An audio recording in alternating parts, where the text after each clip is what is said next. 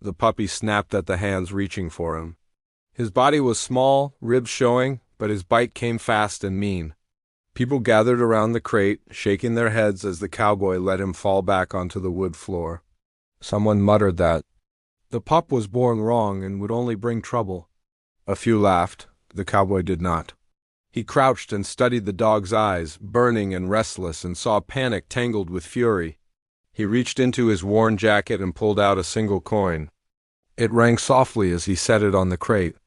25 cents passed from palm to palm. The sale ended with smiles from the crowd and silence from the man.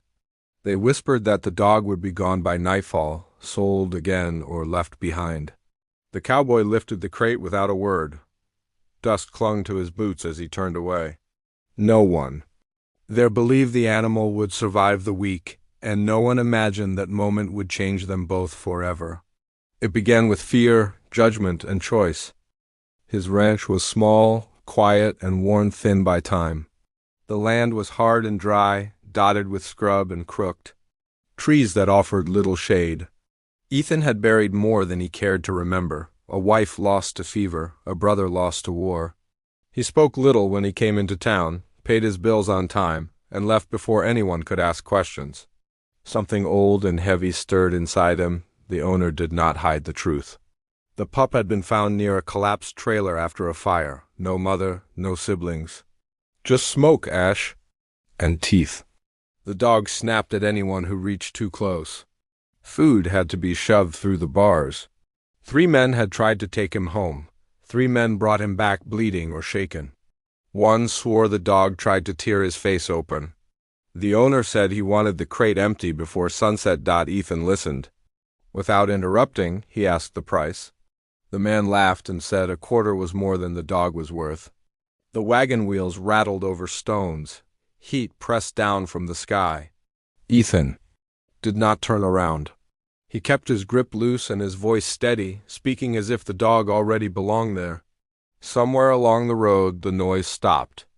By the time the ranch came into view, the puppy was silent, eyes shining through the gaps. Ethan set the crate near the old shed, far from the house. He filled a bowl with water and slid it forward. The puppy lunged and knocked it over. Ethan waited, then filled it again. This time the dog drank like it might disappear. Ethan left food and walked away. He did not rush the moment. He knew fear grew teeth when cornered. That night, the wind carried distant howls across the land. The puppy cried once, then went quiet. Ethan lay awake, listening. Morning came without trouble. The bowl was empty. The food was gone. The dog watched him with a body tight as wire.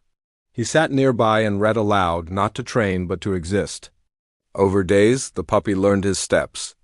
The sound of his boots, the calm in his voice. Growls faded into warnings. Warnings into silence. One morning, the dog took food from Ethan's hand through the bars and retreated. Ethan did not move. Trust had begun. A week passed before Ethan opened the crate. He stepped back and waited. The puppy bolted into the corner, shaking, teeth flashing from habit more than intent. Ethan lowered himself to the dirt and stayed still. The sun crossed the sky. Dust settled. Slowly, the dog crept forward, then fled again. By nightfall, the crate stood open and empty. The puppy slept inside by choice. Ethan named him Ash for the dark smudge along his back and the past he carried. The name did not matter yet. Ash answered only to hunger and fear. By the end of the first month, he followed Ethan at a distance. He learned the land, the fence lines, the smell of hay and leather.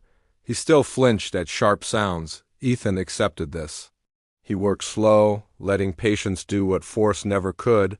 One afternoon, a stranger rode past the fence and called out. Ash charged, barking wild. Ethan stepped between them and raised a hand. He did not shout. He said the dog's name once. Ash froze, confused by calm. He backed away, eyes fixed on Ethan. That night, Ash lay near the porch, watching the dark. The second month changed things. Ash began waiting at the door, never close but near enough to see. When Ethan walked, Ash followed like a shadow, unsure of its shape. One morning, Ethan rode out to check the far field. Halfway there, he heard panting. Ash was running behind the horse, legs burning, refusing to be left. But fear lingered. A slammed gate sent him spinning. A raised voice made him snap. Ethan learned the signs and adjusted. The town noticed. Laughter faded into warnings. One man said the dog would turn. Ethan said nothing. Then danger struck. Ash lunged without thought, throwing himself between them. The snake struck. And missed. Ethan ended it with a rock. Ash trembled, pressed against Ethan's leg. Ethan knelt and placed a hand on his head. For the first time, Ash did not pull away.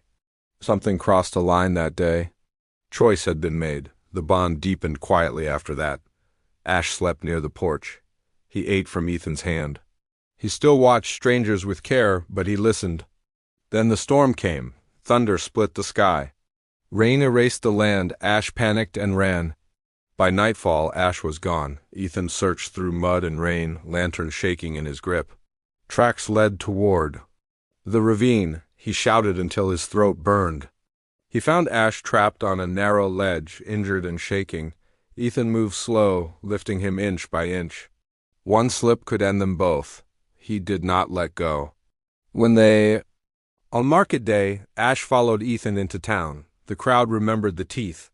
A man stepped forward, saying the dog should be destroyed. Ash stood still.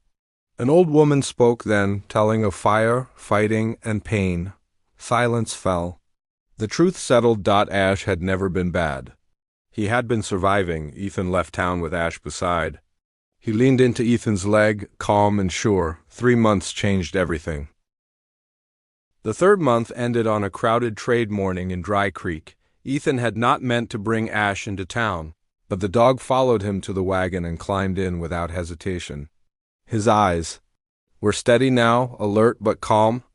Ethan paused, then nodded and let him stay. It felt earned, even if he could not explain why. A few townsfolk watched as dust rolled. Behind the wagon, when Ash jumped down, murmurs spread. Some remembered the snapping jaws and frantic eyes. A man laughed and said the quiet cowboy finally brought his mistake to town. Ash pressed close to Ethan's leg. His body was tight, but he did not growl. Ethan rested a hand on his head. Ash stayed still. The laughter faded. Fear moves fast among neighbors. The man raised a hand to scare him. Ash barked once, sharp and controlled, then fell silent when Ethan spoke. An elderly woman cried out near the well. She said she knew that dog. Months earlier, a shack outside town had burned. A cruel man trained dogs to fight there. When flames, the dogs vanished. The puppy had learned violence to survive. The crowd fell silent. The woman wept, saying anger had kept him alive. Ethan felt the truth settle. Pain had shaped the teeth, not evil. Ash stood steady, trusting. The sheriff knelt, then stood and said the dog would not be harmed. Some lives deserved another chance. Ethan left town as the sun turned fields gold. At the ranch, Ash ran free, then returned and sat at Ethan's feet. Coyotes called that night. Ash leaned against him, calm and certain. 3 months had changed everything. Patience turned fear into loyalty and home.